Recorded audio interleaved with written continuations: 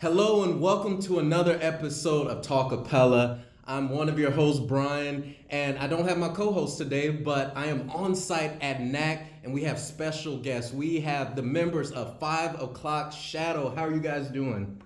Awesome. Okay. You know, we could be better, I guess. Man, what a way to start. Excuse me. Well, to get started, I mean, you guys are immensely known across the acapella community, but for maybe our first-time viewers out there, would you mind introducing yourselves to our viewers out there? Yeah, sure. I'm Dan. I'm Paul. Caleb. Scott. I'm Noah. I'm Judd. Awesome. So 5 O'Clock Shadow's been around for some time, but I know over the years it's gone a little bit of a lineup change at times, and with everything with music, you know, you have to adjust and you have to work on blend, you have to work on group chemistry dynamics. For you guys specifically, with the lineup changes, with the years in the game, how have you been able to consistently keep a sound that just sounds so authentic and just so hard-hitting? I don't know that we do. I feel that you do, but maybe you feel different. We keep a sound, but it evolves, doesn't it? Our sound evolves. I think actually someone mentioned that about this most recent album that we just released, saying that it sounds a whole lot like 5 O'Clock Shadow. I think part of that is, I mean, Dan and Paul have been here for a very, very long time, and they both have distinct sounds, so that adds to it. But our arrangement style, our use of vocal effects, you know, and non-traditional vocal effects like distortion and things like that, there aren't a lot of groups doing that anymore.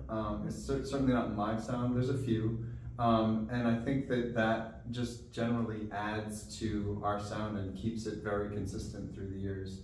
You know, we used to use stomp boxes, now we use digital effects, but it's all, you know, it's all helps create sort of like a cohesive rock sound that we continue to develop. And I feel like if you listen back to Wonders of the World from 2000 and you listen to our most recent album, yes, the sound is more modern, but it's still a very consistent sound. Right. And I think that also sort of the point of the group is to kind of be that rock band. So that's sort of our focus of like, we're going to build around that, and we're going to be having vocal parts, like you mentioned in the arrangement style, that are, you know, it's going to be sitting on open vowels or whatever, but the whole purpose of that is to sound like an instrument, not to sound like a person singing sort of those vowel sounds. Absolutely. And with that rock sound, I mean, we know that there are so many different subsets in rock. You know, you look at pop rock, look at punk rock. I mean, you look at a lot of different things going on in that mix. Have you guys ever thought about, you know, how far do we keep this aligned with rock? Do we branch out to maybe incorporating some other different styles into what you're doing? I know that you guys have an affinity for rock, but has those conversations ever come up before? Yeah, I think that we've definitely discussed that. Like right now, the 80s synth sound is so popular. Like synth is in all pop music, even branching into rock music with bands like Muse, who are using a lot of electronic synth sound. So I have been working as much as possible to try to find new synth sounds that work for effects. Most of them are made for MIDI, so it can be hard at times to find something that works for the human voice. But we've got, there's a track on our album called Zigzag, where we have this really cool, like synthy bass effect that I feel like sounds very Muse, and trying to branch. It's still rock. We didn't really switch genres, but I think some of our songwriting style now, I think, is a little bit more towards pop. It may not be like full-on pop music, but you know, I think that's a really good comfort zone for us, and I don't know that we need to change that very much. I think we have some elements of funk too, especially in Zigzag. Yeah. So the funkier side of rock. Yeah. Yeah, no, that's a good side. I think as long as we are being able to be creative in what we do, it kind of doesn't matter if it fits into a certain genre or not. There are a couple of tunes on our album where we've auditioned some effect sounds that I don't think I've heard anywhere else in music, and so it's kind of fun to kind of be creative in that way as well, not just with our arrangements, but also with the treatment of things. and having it be, the 5 o'clock shadow genre, not just, rock or funk or pop or whatever. Definitely. So your latest album is called Time. And for the attendees here on site at NACC, we got to see a live performance of all the tracks last night, which was killer. And you guys did a lot of explanation, a lot of discussing the inspiration, the feelings, the emotions behind it. How did Time come to be? Did someone bring that concept to the other members of the group, or were you guys just like, hey, we need a new album? Where did it all begin with Time? You want to take that, Paul? I was gonna kick it over to you, but I'll do this. I'll say that it was kind of Caleb's idea.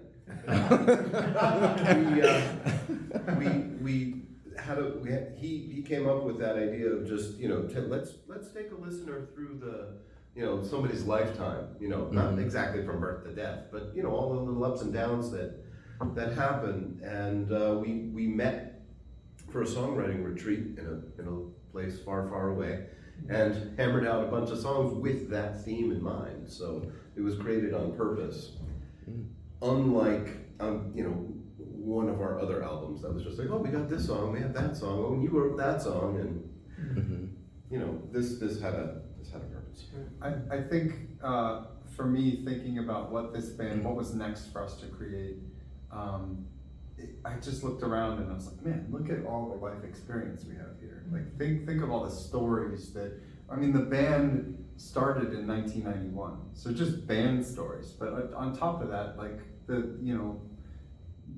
many of us are dads. Like, we have all of this life experience, and being able to share that, I think that's something that's important to us. And I just I thought it would be really fun if we talked about we have young love and heartbreak and perseverance and all these different things that you experience, loss, like it's all in there. It's all I just thought that was like a great idea.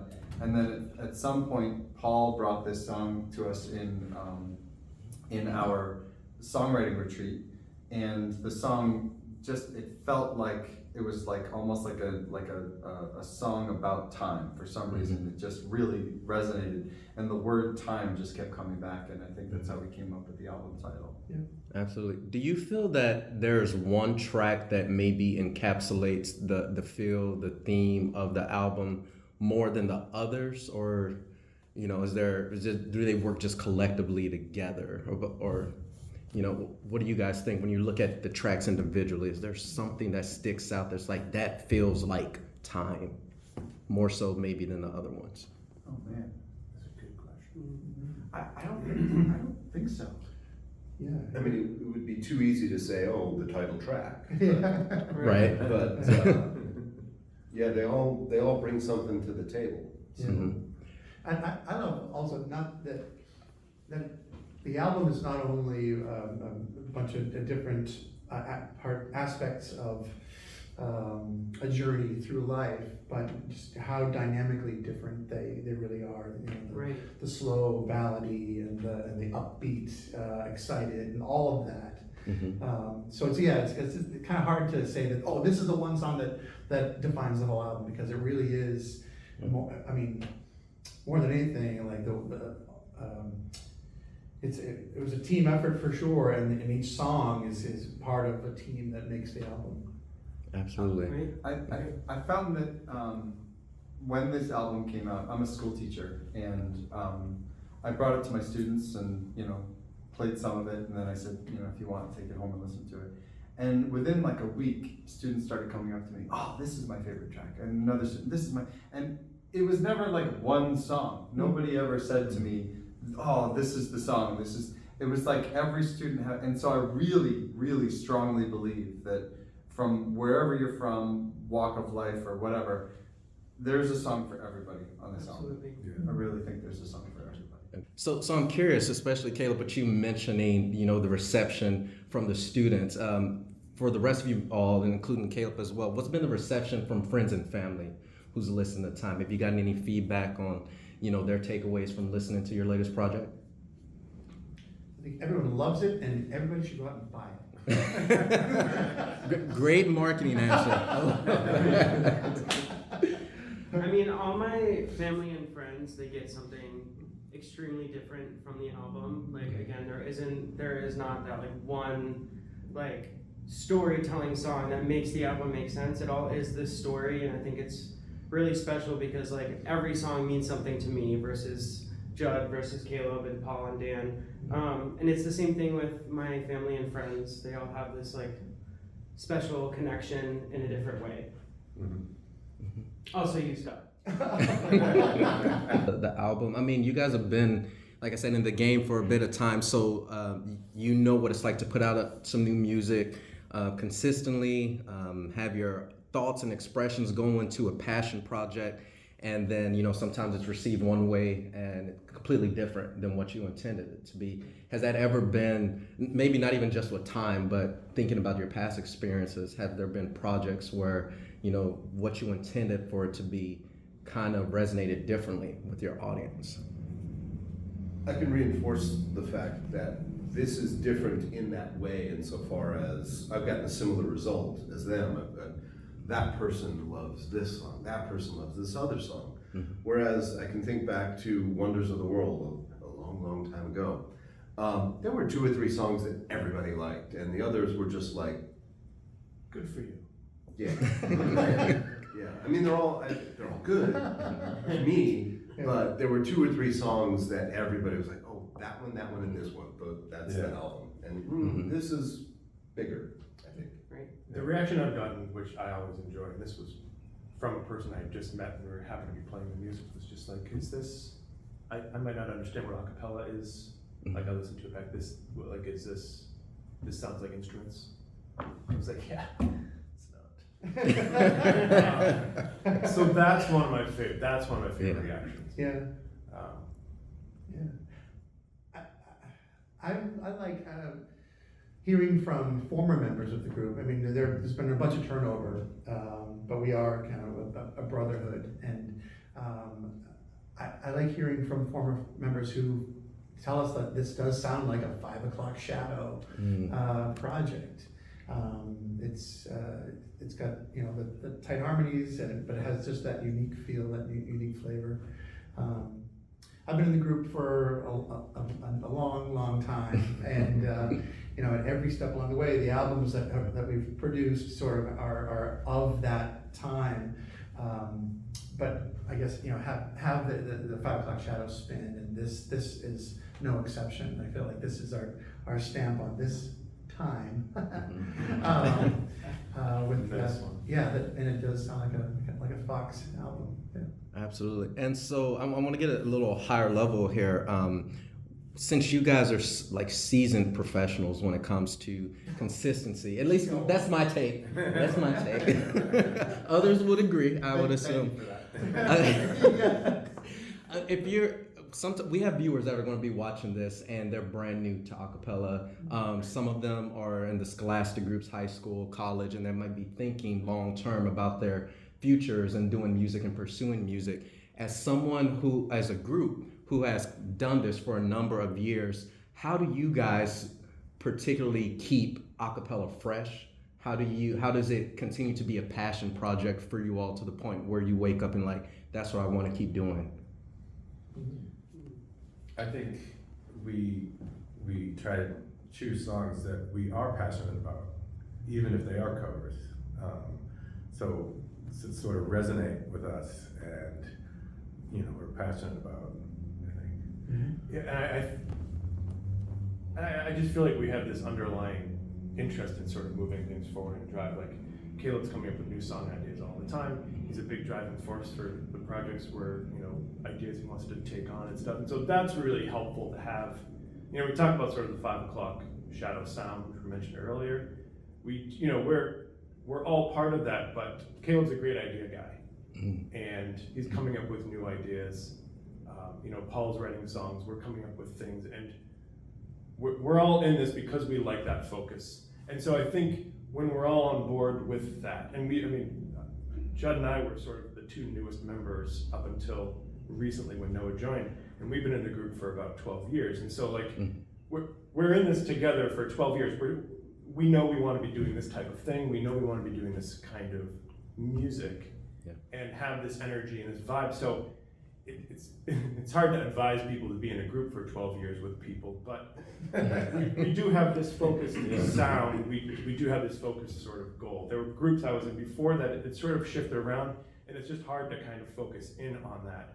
And it took, I kind of created a group out of college. I kind of was part of another group out of college. Then it was a different group, and it was just a matter of sticking with it and kind of moving forward and sticking to kind of what you like.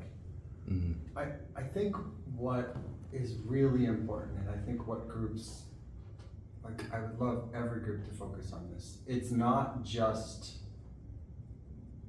like there's the gimmick of, ooh, voice as instrument, or like, wouldn't it be cool if we did this cover tune and did it a cappella? But to be as original as possible, to find your group's identity, whether that's arranging, whether that's writing, whatever it may be, and be that. I think the best groups have a very strong identity.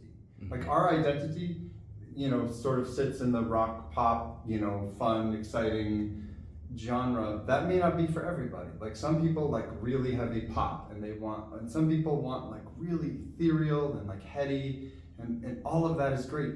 But be yourself. For us, we stopped being an originals band that did covers a while ago, and we became a covers band that did some originals. And at some point, right before this album, we were like, that's gotta stop. Let's switch that. Let's go back to writing music. Let's go back to like something original. Because after a while, it feels a little stale. And so we wrote as many songs as we could so that we could create an album. So that we get. I've already written like 12 new songs that we're gonna test out. I'm already thinking of the next thing. But be original. If you're gonna do covers, do them in a way that's unique, and do them better than the song that originally came out. Always do your covers better. Your lead, make sure that they represent your version of that song in the best way possible. It's so important to not just say it's not enough to be voices instruments. And in our art form, in a cappella, we need more original music. We just need more original music. The reason why a cappella isn't necessarily mainstream and it's still gimmicky is because we continue to go down the path of, let's do this song because it's on the radio right now. Let's do this. We have a hard time doing songs that are on the radio right now because it doesn't necessarily always fit in our genre. Sometimes I'll have to shape it. We do a Dua Lipa song. That's a little old now, but it's a Dua Lipa song. She's very pop-centric, dancey, fun, and we took it and we made it rock, right? Took a real old song, Dream On by Aerosmith, which is none of us can sing that whatever note that is, 3 octaves up. Yeah. But we broke it down, and the song is about a midlife crisis. I don't know why an 18-year-old sang it originally, but it's a song about a midlife crisis, and what a great song for us. I'm in my midlife. I'm going through crisis all the time. Let's do that song. But it's meaningful. And it we broke it down and made it really powerful. And so just be yourselves, make it original, and do it in a way that is only your own. Well said. I like his answer a lot better. All right, so final question here before we get to our infamous last round of rapid fire questions. So get ready for that. Do you guys have anything that you want to promote, push out to our viewers out there? Any upcoming gigs, projects, anything we need to know? Well, a good place to find the updates for any performances we have coming up. I know we have some stuff slated that will be added to our website, focs.com, and we mentioned the album Time. That's linked to right at the very top of it. You click that button, it'll take you to the list that you can choose your streaming service.